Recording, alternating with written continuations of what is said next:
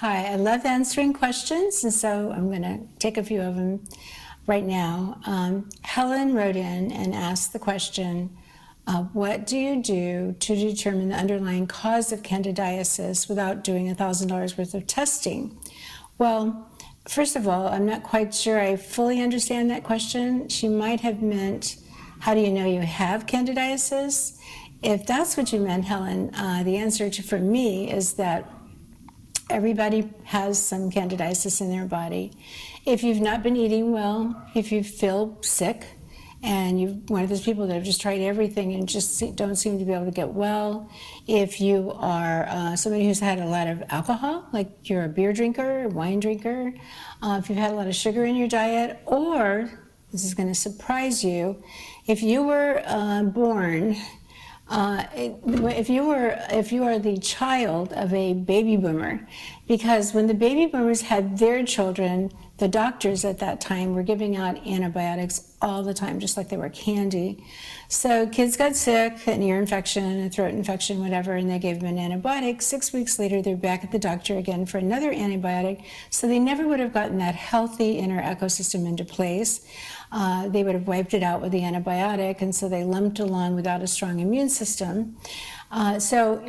Just know that you would have also developed candidiasis at that time too. So everybody in that generation and onward would do well to be on a diet that's sugar-free, gluten-free, and dairy-free, especially in the beginning. Some people can eventually go back to small amounts of dairy, but that's a very individual thing. It's one of those foods that if you gave it up for the rest of your life, you'd be perfectly fine without it. But gluten and sugar, you really want not just a low-carb diet, but literally cut out the sugar in your diet. That's the key to getting rid of the candidiasis. You want to starve them out and at the same time build your immune system, so that's where the fermented foods come in, and vitamin D and all the things that we need to do to build our immune system. So if she wants to know the underlying cause, that's what I think the cause is. Now, what do you do about it? You want to follow the body ecology diet, basically, and you'll immediately start feeling better. So you don't need expensive testing. You can just follow the advice in the book, the Body Ecology Diet book, and you'll start to notice right away an improvement in symptoms. Now, if you start to feel great for a little while and then you don't feel great, that's because there's a lot of die-off that occurs. As the yeast, once you start starving them, they start to die off, and then people become very toxic and they don't feel good. So you can either struggle through that period, or you can do a home enemas or colonics to quickly get through that stage, always staying on the diet. Now, if you should, from time to time, go off the diet, then just go right back on it again. You won't blow everything by doing that if most all of the time you are on a gluten-free, casein-free, sugar-free diet. Ellen asked, besides fermented foods, what else do you do for gut dysbiosis? Well, there's a lot to do, actually. You don't have to do it all at once. You want to follow the step-by-step principle and just begin to do certain things at a time. But first of all, you want to remove the toxic foods that you're eating, the gluten and the sugar, for example. You want to remove the stress in your life, because stress inflames the gut as well. And then you want to start eating, if you feel like your gut is really inflamed, you're better off starting off with a more liquidy diet. So you would do soups and stews, pureed foods, smoothies are good. And then just for a short period of time until that gut lining starts to, you're taking some of that burden off of the gut lining, basically, and giving it a chance to heal. So that's an important thing to do too. Now, as far as probiotics go, probably the very best first probiotic are the bacillus and the bifidus. Bifidus is the bacteria that is put in our gut right away. It's the first bacteria that starts to grow in our gut as soon as we're born. For the first 6 weeks of our life, bifidus predominates, and then as a month or 2 months go by, the gut microbiome starts changing into more of what the mother's gut microbiome is. So I'm a big believer in bifidus. But the bacillus bacteria, they're really excellent for you if you've got gut problems. They can actually reprogram the gut. That's what you want. You basically want to get in there and get rid of those bad guys, and then you want to set up the environment basically so that the good guys have a chance to survive. Now, good guys are in all the foods that we eat. If you're eating organic foods, they haven't been sprayed with glyphosate, then just food in general, particularly if it's raw, is covered in healthy bacteria. So you want to have some cooked, some raw foods. That would mean if you've got gut dysbiosis, you blend those foods, those raw foods, into a smoothie so that you easily digest them. And then use digestive enzymes. To me, they're an absolute basic. Everybody should really use digestive enzymes. It takes the burden off the stomach. As we get older, we just don't produce enough digestive enzymes any longer. A's, blood type A, from almost the beginning of their life, has trouble digesting. They don't make enough hydrochloric acid, and they don't make an enzyme in the small intestine called alkaline phosphatase, which is for digesting proteins and fats. So I'm a big, big believer in digestive enzymes as well. Of course, at Body Ecology, we specialize in gut health, and so our products are perfect for someone with gut dysbiosis. We have digestive enzymes. We have an amazing new probiotic protein shake that is super easy to digest. So no, you don't need digestive enzymes when you're drinking that. And it has these amazing bacillus bacteria. They're the ones that you want to start with. They're the ones that reprogram the gut. And we carry bifidus bacteria too.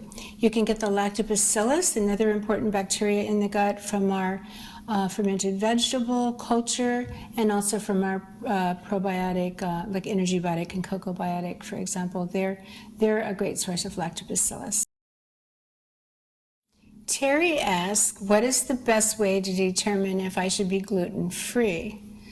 Everybody should be gluten-free, in my opinion, ideally, at least for a while.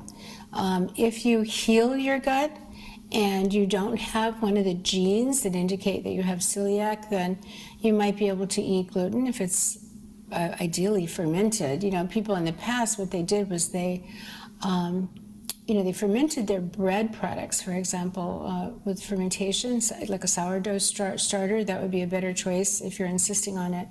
But frankly, in my opinion, when people go gluten-free, what they still do is they add a lot of flour products to their diet. They're having pancakes, cookies, cakes, but it's all gluten-free.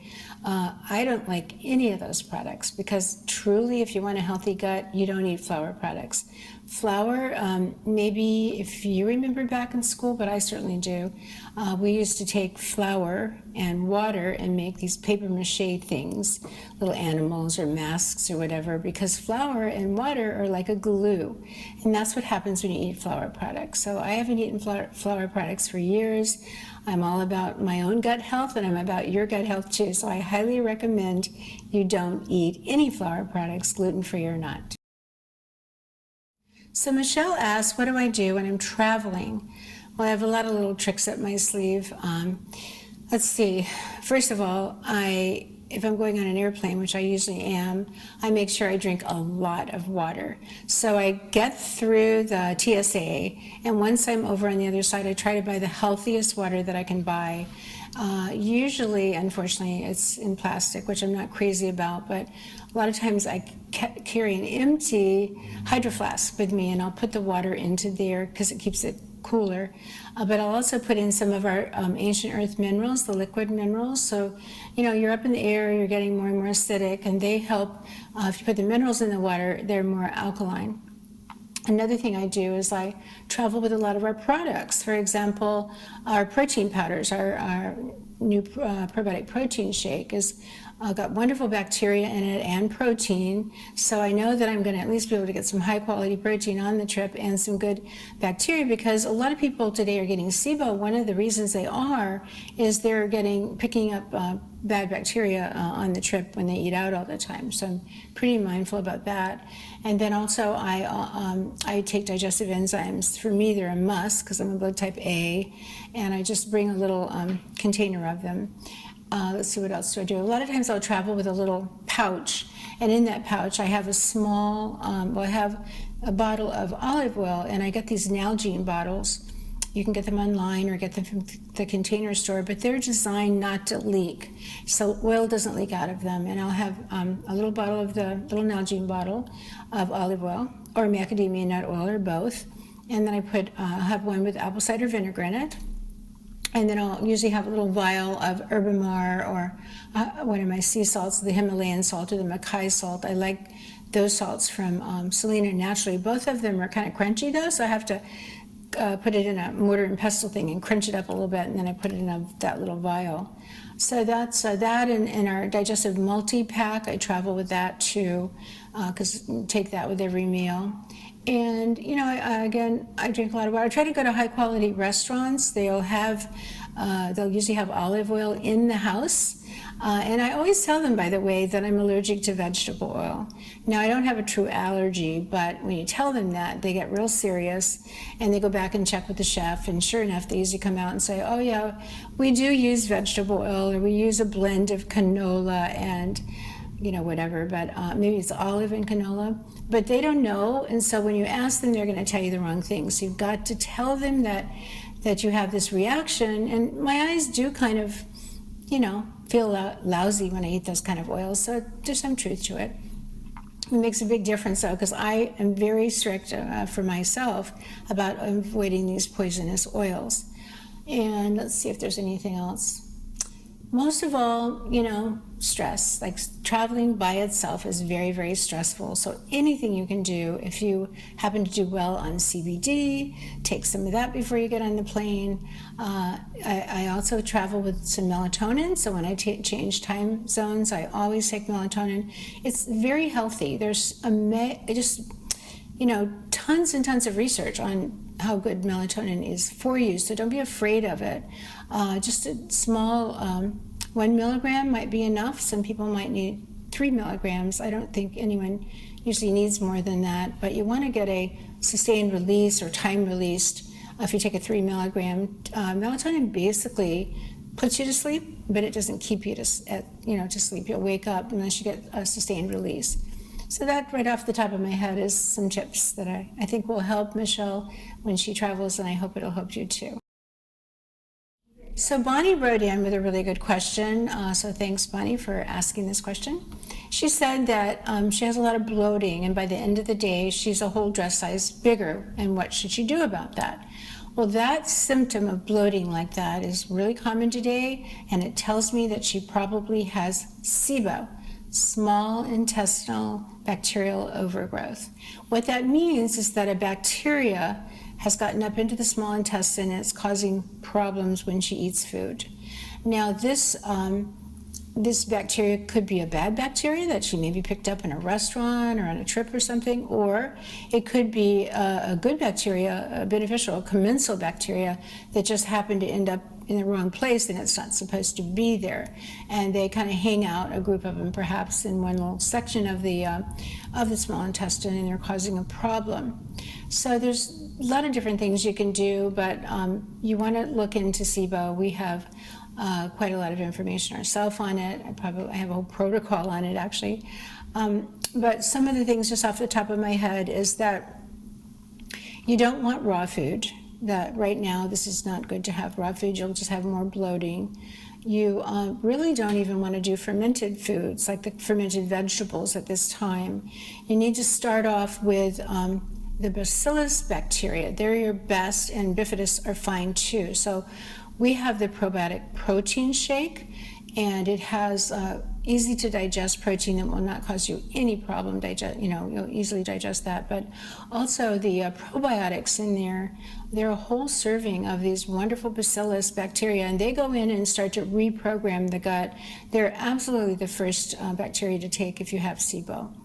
The other thing too is go online and look up FODMAP, F-O-D-M-A-P, over in Australia at the University, Monash University. They identified the foods that cause that bloating, and some of them are healthy foods like garlic and onions that you want to add back in eventually, because those are vegetables that the bacteria like in the stomach. The bacteria in your colon like onions and garlic. They're a prebiotic for them, so you don't want to give them up forever, but you don't want to give them up now and temporarily.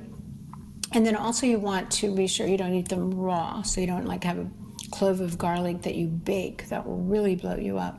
But there's a list of other FODMAP foods. Sometimes even coconut milk, and maybe a small amount wouldn't cause a problem, but a lot, people are having a lot of coconut milk today, so you want to avoid that. But go look up that list, and for a little while anyway, avoid all those foods on the FODMAP program.